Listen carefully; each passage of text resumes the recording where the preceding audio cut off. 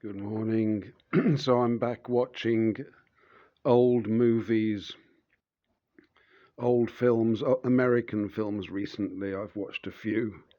And now also British series from the American films from the 1960s, British series from the 1990s.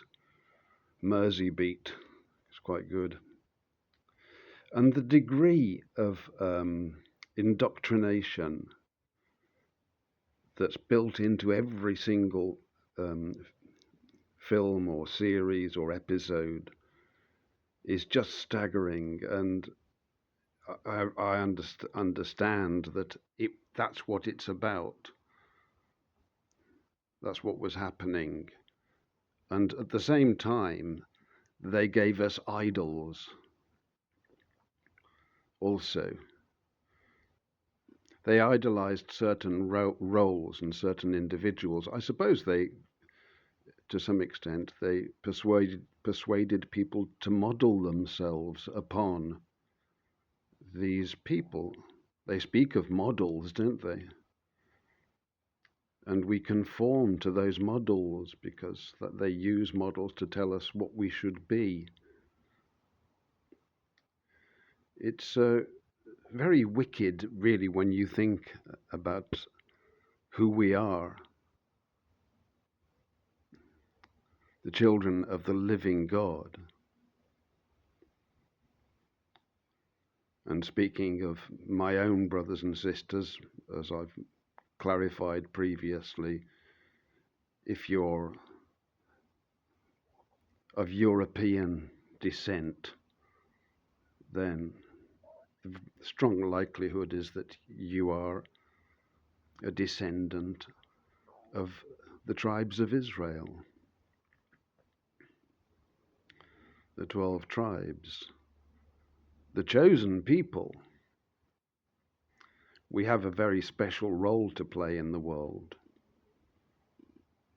We had, and I believe we still have.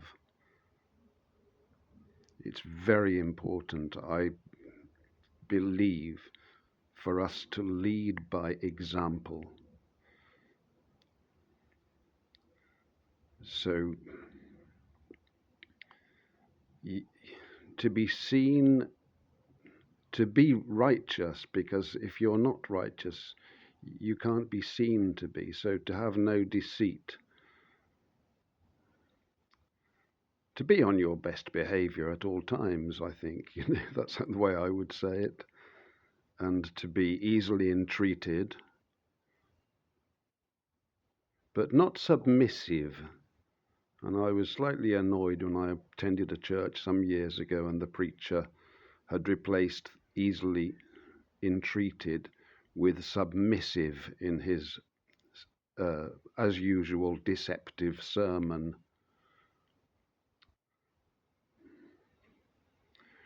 When people think that they can actually say something useful, I suppose you could accuse me of the same thing, but I'm just chatting, really. I'm not trying to lecture anybody.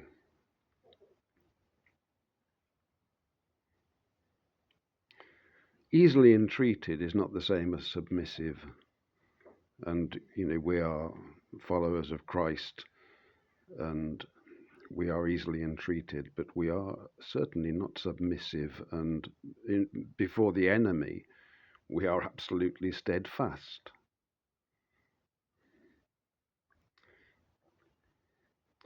I think it would be a mistake to characterize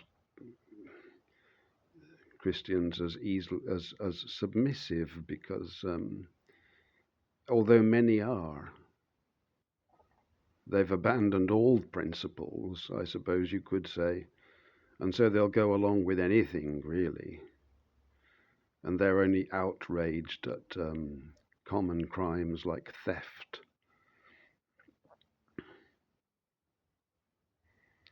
and driving too fast. They create a separate moral universe that doesn't really examine their own heart, but it looks out like this obsession with people who fit doorbell cameras and CCTV all around their house, looking out at their neighbour. It really must cease, and this wicked use of video to film people, to catch them out if we think they're doing something wrong, and then to share it publicly in the attempt to humiliate our neighbour. It's really unspeakable that people would just not only do those things, but be proud of doing them and claim some form of moral advantage because they're protecting their neighbours from the wicked. I take a very dim view of all that stuff personally. I don't think it lines up with Scripture at all. And I know there are great injustices committed in the world, of course. But, we rely on the living God to put these things. His hand will assure our victory.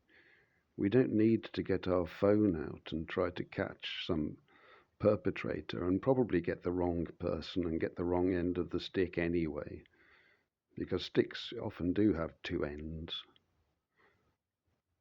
And sometimes you can make assumptions which turn out to be unjust. That's why the Bible prohibits us from judging. Even the thief, really, actually. Even the thief. Because we don't know his heart. We don't know his need. We don't know his...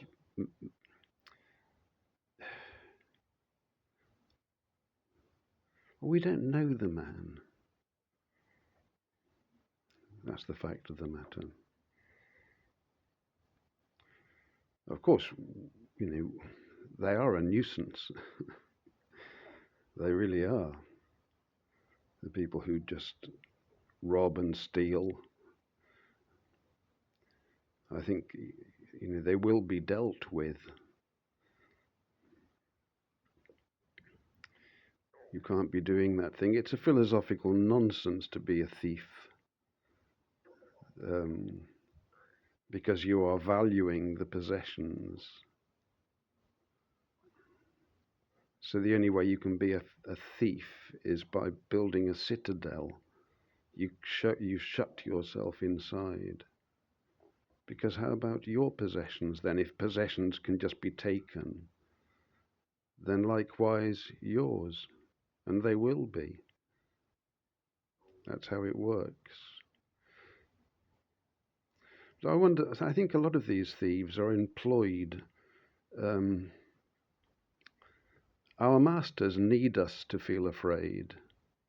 They need a measure of threat in the environment. And a very good way to do that is through, you could call them sting operations, all sorts of things, and undercover operations. So they justify them by saying, well, it's an undercover operation and we're trying to catch such and such a gang. But, I lived through the 1970s, 1980s, I guess. And particularly around 1970, I encountered police,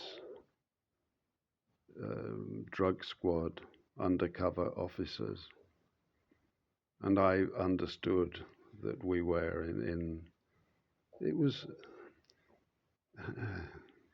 it was a club,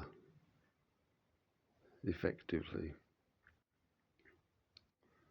and I wasn't in it, obviously, and quite a lot of people aren't in it, but the dealers kind of knew more about it because they had more familiarity. And they too were kind of in a club. So the whole thing was a theatre. And they've been doing it also, they've been caught out doing it with serial killers also. I'm sure people remember serial killers. We don't seem to have them these days. They're not fashionable, but there was a period when they were the subject of so many television dramas and film series, and still writers speaking about the most chilling accounts of psychopathic people doing terrible things. And again, you begin to realize, well, the mafia, you could say, needs to exert control somehow over a territory, and perhaps in there.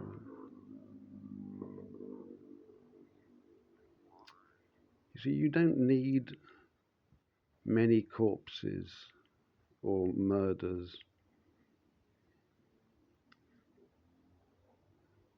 They're very powerful symbols.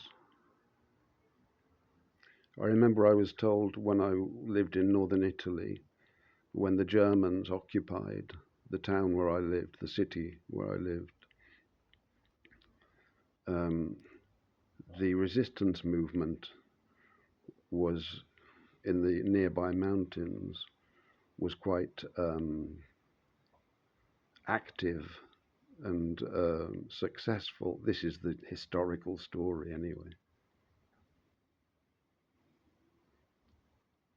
And this was an area that had become a communist stronghold in their thinking, in the journalism and how Italy was presented. Communism was greatly promoted. So there was conflict in the city itself, and I was told that following a particularly successful partisan raid in which, presumably many German soldiers lost their lives, they would distribute corpses in the streets of the city,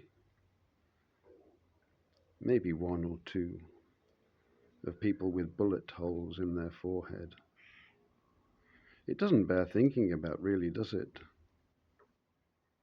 In our modern genteel society. Maybe those were just mannequins. The level of deception is just so deep that I just don't know.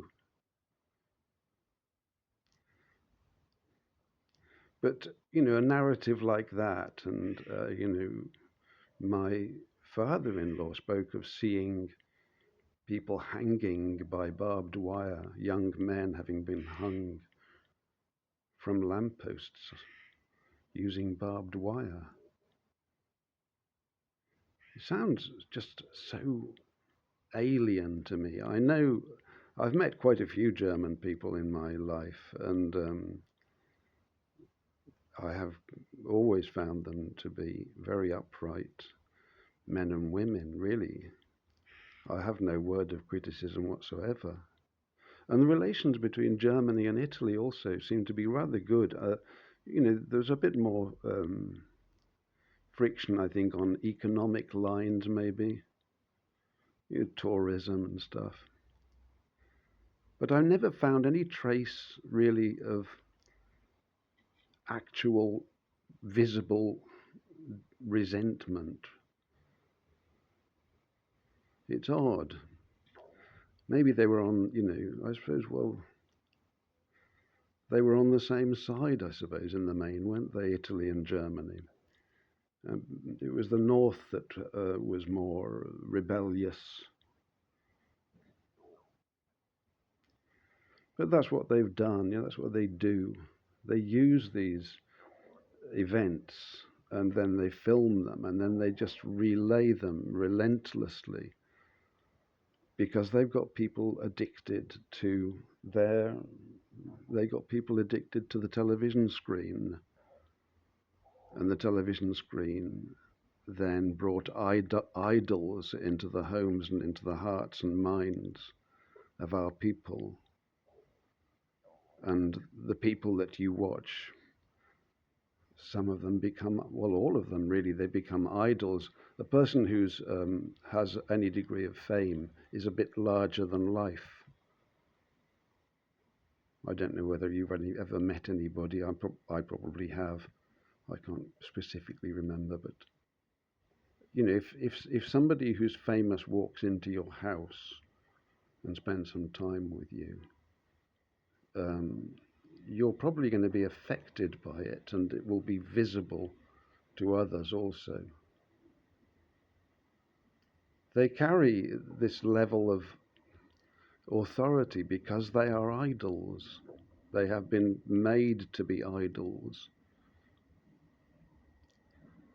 And perhaps they retire from that role at a certain point, and an announcement is made that they have died in some manner.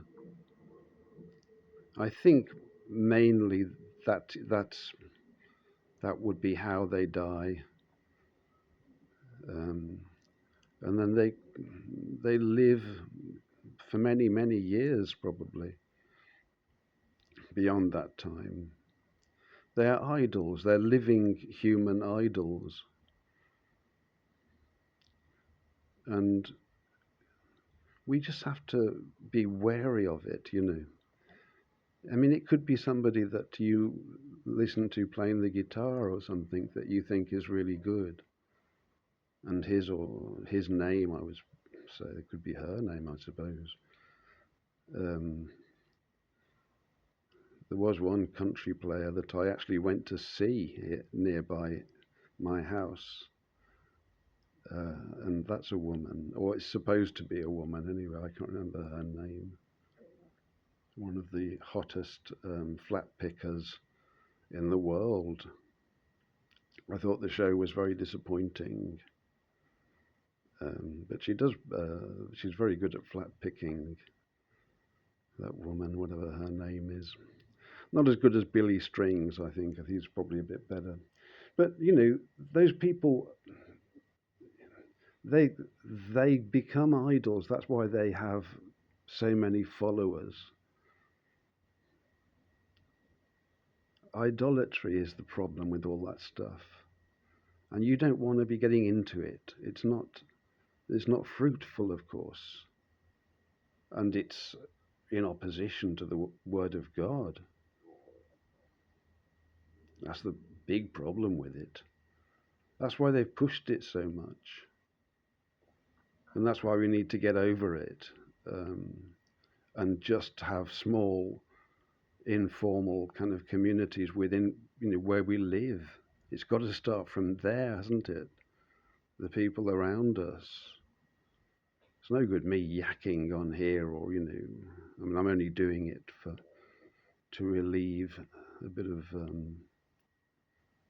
pressure. But yeah, the singer from Led Zeppelin, I think he still lives in this area. I don't know whether he does, but he did when I was growing up, Robert Plant. And I was told that you would see him from time to time in the high street, but I never used to follow Led Zeppelin particularly, and I wasn't sure what he looked like, so maybe I did see him. But it doesn't really, it's just so unimportant, you know, now that I understand. But I don't think I was that bothered even back in the day somehow. But some people would have been. He probably still drinks in a pub out in the country near here. And I might know, I don't know, I probably don't, but I know the sort of pub where you could find somebody, you know, famous people drinking together. because it would have to be a country pub with a, a good regular clientele. And because the regular clientele, they won't put up with any nonsense like that. You see, they can't do. So they form effectively a mini Masonic lodge in which um,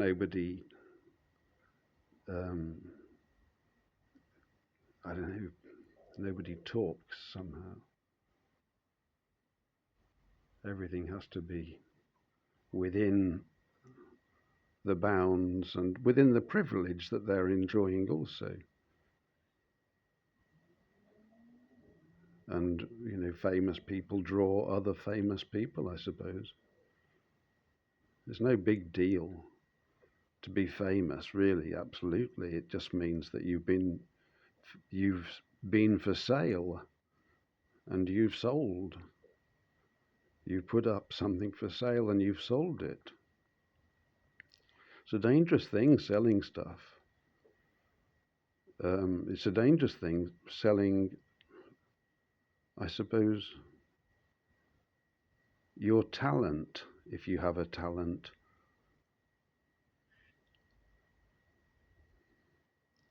It's a tricky thing.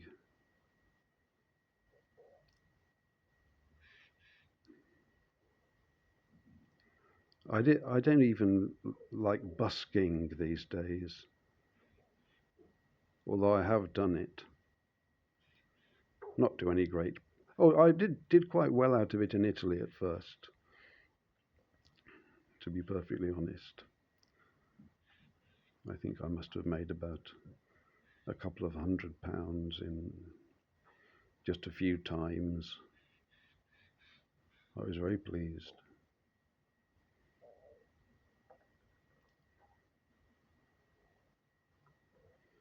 But it's just embarrassing now, it's good for young people, I suppose, they can maybe get some coin, but it's annoying for the people who live where they play the same sad songs over and over again.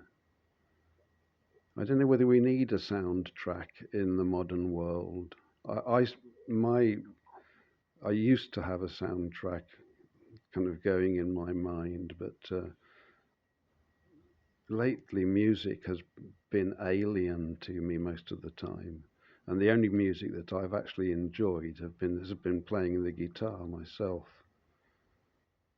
And I've been having quite a lot of fun with that.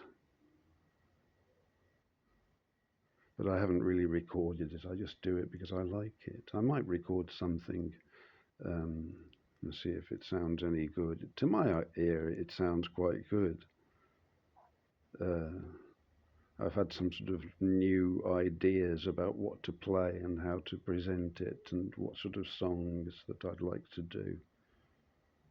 And also the value of it ultimately, because, I'm not trying to win any prizes or earn any money or anything like that. I'm just trying to express myself, I suppose. And it's good to get some feedback on it. I've had some songs which have had a few views, not a huge number, but just enough that I realise that I'm not completely delusional. But I suppose you'd get that many views whatever you put on the internet, wouldn't you? In fact, I've said before that the fewer the views that you get, really, the better the chances are that you're actually making sense or speaking honestly.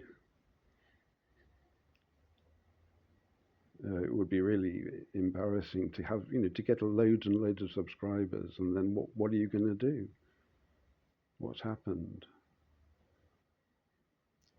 I used to follow Russian vids. I don't know whether anybody knows of him.